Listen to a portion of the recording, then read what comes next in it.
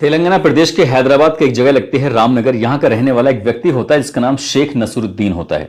शेख नसरुद्दीन खुद, उसकी बीवी, उसके बेटे, उसके बेटे की बहुएं, बेटियां, बड़ी बहन, परिवार के बाकी सदस्य लगभग 18 जने होते हैं जो एक साथ सऊदी अरब में उमरा करने के लिए प्लानिंग कर रहे थे। उनकी तारीख आ जाती है और तारीख थी 9 नवंबर 2025। ये पहुंच जाते हैं राजीव गांधी इंटरनेशनल एयरपोर्ट पर।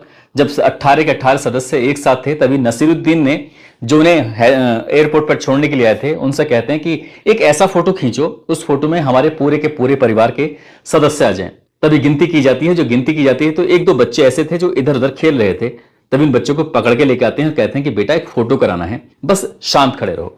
जब इस तरह की बात थी, कुछ बच्चों को बैग पे बिठाया जाता है, कोई इधर उधर खड़े हो जाते हैं और ये एक फ्रेम में फोटो बनाने के लिए फोटोग्राफर को काफी मशक्कत करनी पड़ती है, मेहनत करनी पड़ती है। मेहनत इसलिए करनी पड़ रही थी क्योंकि उनके सामने से कोई भी आगे से निकल जाया करता था, समझ नहीं पा रहे थे कि फोटो खिंच रहा है। आखिरकार ये फोटो तो खिंच जाता है, मोबाइल में कैद भी हो जाता है और ये कोई नहीं जानता था कि 18 सदस्यों का एक साथ जो फोटो खिंचा था सऊदी अरब में उमराह करने से पहले, ये उनकी जिंदगी का आखिरी फोटो हो सकता है। क्योंकि जैसे ही वो सऊदी अरब में जाते हैं वहां पे एक हादसा होता है और उस हादसे में 18 के 18 सदस्य मर जाते हैं।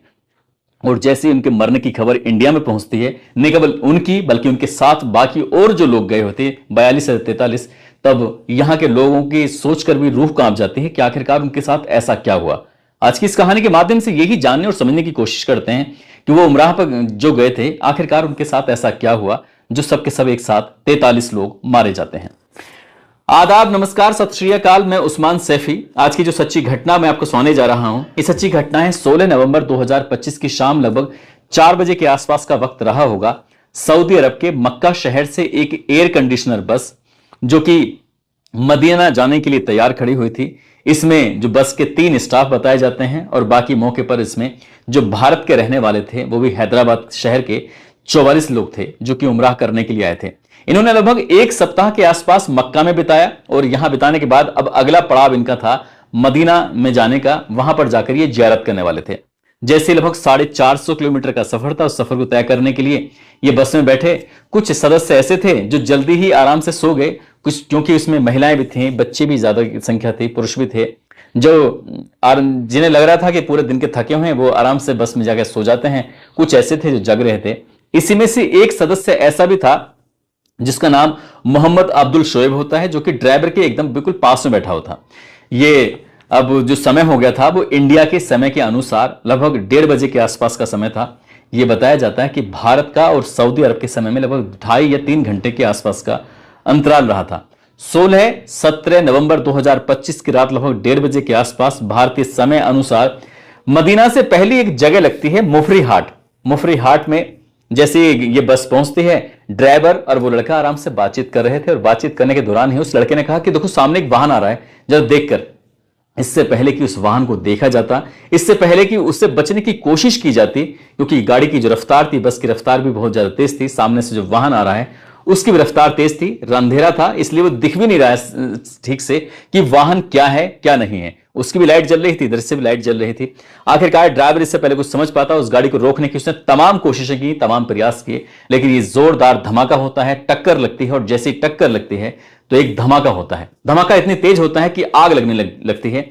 इससे पहले कि यह आग और भी विकराल रूप धारण करती, ऐसा बताया जाता है कि ड्राइवर भी मौका पाती उससे गाड़ी से बाहर निकल जाता है। जो लड़का उसके ठीक बगल में बैठा होता है, शोएब, जिसकी उम्र लगभग 24 साल के आसपास होती है, वो भी किसी तरकीब से कांच तोड़ता है और कांच तोड़ने के बाद वो भी इस गाड़ी से निकल जाता है, लेकिन वो घायल हो जाता है। शोएब जब घायल हो जाता है, हालांकि वो उससे बचने की तमाम कोशिश की, लेकिन जैसे वो दूर जाके गिरता है, उसने अपनी आंखों से जो दृश्य देखा वो देखकर वो जोर जोर से रोने लगता है, चीखने लगता है, बिलबिलाने लगता है। वो समझ नहीं पा रहा था कि आखिरकार पल भर में ही ये पूरी दुनिया कैसे बदल गई। दरअसल जिस वाहन से टक्कर हुई थी वो वाहन था कैंटर, और कैंटर के अंदर भरा हुआ था डीजल, और डीजल की वजह से जो आग लगनी शुरू हुई है तो वो जो बस थी वो आग का गोला बन जाती है और उसके आग का गोला वो आसमान में एकदम गुब्बारे की तरह उड़ रहा था। ना केवल आसमान में उड़ रहा था बल्कि जमीन पर भी चारों तरफ फैल रहा था, और वो एक जो बस थी एकदम चिता का रूप धारण कर लेती है। जितने भी सदस्य उसके अंदर बैठे हुए थे वो धू धू कर जलने लगते हैं। चीख पुकार मच जाती है। जो जाग रहे थे वो चीख पुकार मच रही थी, बाहर निकलने की तमाम कोशिश कर रहे थे, लेकिन निकलने के लिए कोई रास्ता मिल नहीं पा रहा था। आखिरकार निकले तो कैसे निकले, लेकिन जो आग ने इतना विकराल रूप धारण कर लिया कि वहां से निकल पाना अब मुश्किल काम हो चुका था। यहां से जैसे ही आसपास के जो वाहन गुजर रहे थे, वाहन रुकते हैं, रुकने के बाद किसी ने वीडियो बनाया, वीडियो बनाने के बाद साथ ही कुछ ने पुलिस को सूचना दी, फायर ब्रिगेड की टीम मौके पर पहुंच जाती है। मौके पर पहुंचने के बाद यह आग को बुझाने की कोशिशें की जा रही थी। तमाम कोशिशें करने के बावजूद भी किसी को भी, जो गाड़ी के अंदर फंसे हुए थे बस के अंदर, वो किसी को भी बचा नहीं पाए। जितने भी सदस्य थे सबके सब उसमें फंस जाते हैं, मारे जाते हैं, जिसमें मरने वालों की संख्या होती है भारतीयों की 43, और जो बस में बैठे हुए थे 2 स्टाफ जो बस को चला रहे थे, 2 उनके भी मारे जाने की सूचना थी। कुल मिलाकर 45 लोग थे जो इसमें एक साथ एक जगह पर ही मारे जाते हैं, और वो इतनी बुरी तरह से झुलस जाते हैं, जल जाते हैं कि उनको पहचान पाना मुश्किल हो पा रहा था। ये दरअसल 9 नवंबर 2025 को तेलंगाना प्रदेश के हैदराबाद से करीब 52 लोग थे जो उम्रा करने के लिए सऊदी अरब में गए हुए थे। इनमें से जो 9 तारीख को इनका जाना था और 23 नवंबर 2025 को उनकी वापसी थी। इसमें से जो 52 लोग थे, 52 में से 4 मक्का में ही रुक जाते हैं। ये कहते हो कि हम अभी बाद में आएंगे, आप जब गाड़ी जा रही है तो आप गाड़ी से निकल जाओ। 4 सदस्य ऐसे होते हैं 52 में से, वो कह रहे थे कि हम कार से आएंगे, तो इसलिए 8 सदस्य ऐसे होते हैं जो रुक जाते हैं, और बाकी के जो सदस्य होते हैं इसमें बस से बैठ जाते हैं जिन्हें मदीना जाना था। 450 किलोमीटर के आसपास का सफर था जो तय कर रहे थे। कुछ थके हुए थे तो कुछ अपना अल्लाह अल्लाह करते हुए जा रहे थे। 43 के 43 की मौत हो जाती है। इसमें सिर्फ एक बचता है, घायल शोएब, उसका भी उपचार चल रहा था, और जब हम इस कहानी को सुना रहे थे तो उस वक्त वो बोलने जैसी स्थिति में था ही नहीं। 17 नवंबर 2025 की सुबह लगभग 3:45 के आसपास के वक्त है। हैदराबाद में एक सऊदी अरब से फोन पहुंचता है मोहम्मद मंसूफ के पास। मोहम्मद मंसूफ से कहा जाता है, रोते हुए बिलबिलाते हुए, जिसने फोन किया था वो इनका रिश्तेदार लगता है, एक बालक है। उसने फोन करके कहा कि ये जो मां है ना आपकी, जिनका नाम शोहरत बेगम है, उनकी मौत हो चुकी है। ये बात जैसे ही मंसूफ ने सुनी, उसे यकीन नहीं हो रहा था। उसने कहा कि किस तरह की बदतमीजी कर रहे हो, इतने सुबह सुबह तुमने फोन किया है, और फोन करने के बाद इस तरह की बेहुदा बातें करने के लिए तुम्हारे पास के वक्त मिल रहा है। इस तरह की जो बातें थी वो आदमी को गुस्सा भी आता है। जब उसकी मां के बारे में ये बात सुनी, उसने कहा कि आपकी मां मर गई है, साथ ही आपका जो भाई मंजूर है वो भी मारा जा चुका है, आपकी जो भाभी हैं वो भी मारी जा चुकी हैं, और आपका जो भतीजी है साहिन, वो भी मारी जा चुकी है। ये बात सुनने के बाद मोहम्मद मंसूफ को यकीन नहीं हो रहा था कि आखिरकार ये कैसी बात कर रहा है। तब उसने तस्दीक करने के लिए, जानने के लिए, फिर दोबारा से जब उसे ठीक से आंख खुलते हैं, पूछता है, तो ये बात पुख्ता खबर थी। तब तक दिन भर में ये वीडियो जो थी, जो रात में बनाई गई थी आग लगते हुए, ये सोशल मीडिया पर वायरल हो जाती है, और ये वायरल होती है खासकर इंडिया में जैसे वायरल होती है, उसके बाद भारत के प्रधानमंत्री, चाहे नरेंद्र मोदी हो, उपराष्ट्रपति हो, या रक्षा मंत्री हो, या विदेश मंत्री हो, या फिर तेलंगाना प्रदेश के मुख्यमंत्री हो, हर एक किसी को आकर एक बयान देना पड़ता है। इस घटना पर संवेदना प्रकट करनी पड़ती है, और फिर पल पल की जानकारी ले रहे थे कि अब वहां पर क्या चल रहा है, क्या नहीं चल रहा है, कौन ठीक है, कौन नहीं है।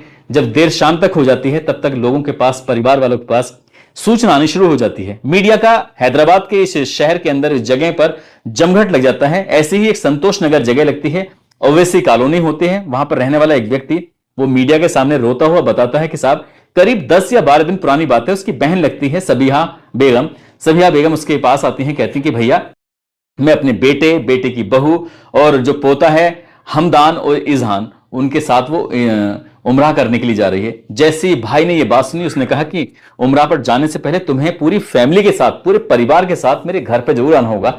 मैं तुम्हारी दावत करूंगा और हमारे घर पे खाना जरूर खा के जाना। जैसे उस रिश्तेदार ने, उस भाई ने ये बुलाया इनको, तो पूरे परिवार के लोग एक साथ आते हैं, इनको अच्छे से खाना खिलाया जाता है, इनकी दावत की जाती है। इनसे कहा जाता है कि जब तुम सऊदी अरब में जाओ, जब तुम उम्रा करो, तवाह करो, तो फिर वहां जाने के बाद हमारे लिए भी दुआ करना। इस तरह की बात थी। मीडिया वालों के सामने जब उसने ये पूरी कहानी बताई, तो वो कहानी बताते बताते रोने लगता है। उसे यकीन नहीं हो रहा था कि 10-12 दिन पुरानी बात थी। ऐसा लग रहा है जैसे कि अभी की बात है, लेकिन अब वो मर चुके थे, अब वो इस दुनिया में है ही नहीं, बस उनको याद करके वो रहा था। ऐसे ही मुशीराबाद के एक जगह लगती है हैदराबाद में, वही रामनगर है, वहां का रहने वाला सैयद होता है। सैयद के सामने जब मीडिया वाले पहुंचते हैं, तो वो कहता है कि उसका परिवार का ही सदस्य है, नाम है इसका शेख नसरुद्दीन। उसकी जो बीबी होती है अख्तर बेगम, उसकी बड़ी बहन, बेटा बेटी, पोता पोती, इस तरह से परिवार के लगभग 18 सदस्य होते हैं। जब उसे पहली बार ये पता चलता है सैयद को कि शेख नसरुद्दीन पूरे फैमिली के साथ, पूरे परिवार के साथ वो उम्रा करने के लिए जा रहा है, तो सैयद ने एक बात कही। उसने कहा कि तुम कैसी बात कर रहे हो, एक साथ उम्रा करने के लिए क्यों जा रहे हो? कोई तो ऐसा हो जो घर पे भी रहे, देखभाल करता रहे। उन्होंने कहा कि जब जाना सबको अल्लाह के घर में ही है, तो फिर यहां किस बात की फिक्र करनी है। इसलिए वो बच्चों को भी साथ लेके जाएंगे। अब वैसे भी बूढ़े लोग जब उम्राह करने जाते हैं, हज करने जाते हैं, तो उनका भी कोई हज या उम्राह होता है, इसलिए जवानी में जाना चाहिए। और हमें अल्लाह ने इस लायक बनाया है तो बच्चों को भी साथ लेके जाते हैं।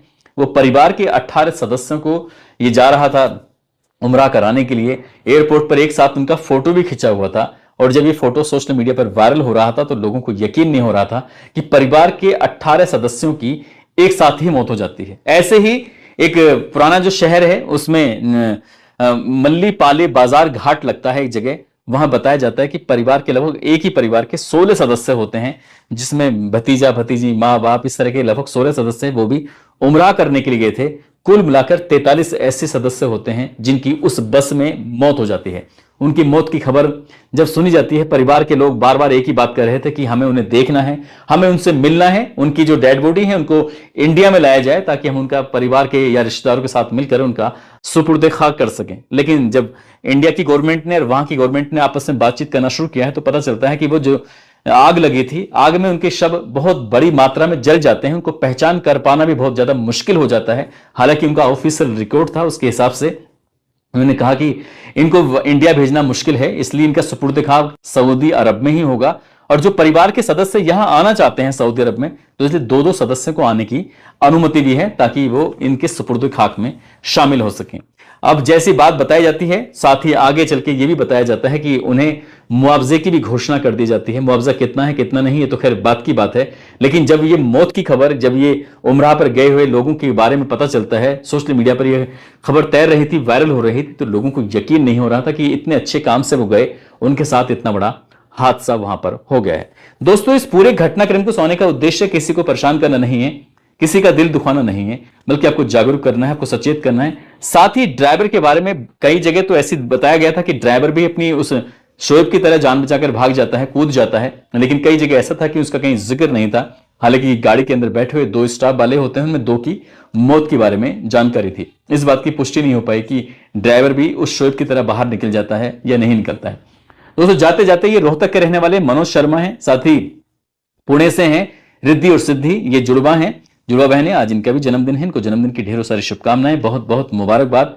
और कुछ लोगों ने नाम लेने की अपील की है, जिसमें फौजी S.K. मिश्रा गोंडा यूपी से, शिवम मौर्य अंबेडकर नगर से, सूर्य प्रकाश तौफीक अली महाराजगंज से, मोहम्मद गुलजार अली मुजफ्फरनगर से, अवधेश कुमार सक्सेना हरदोई से, वरसीना खान इनकी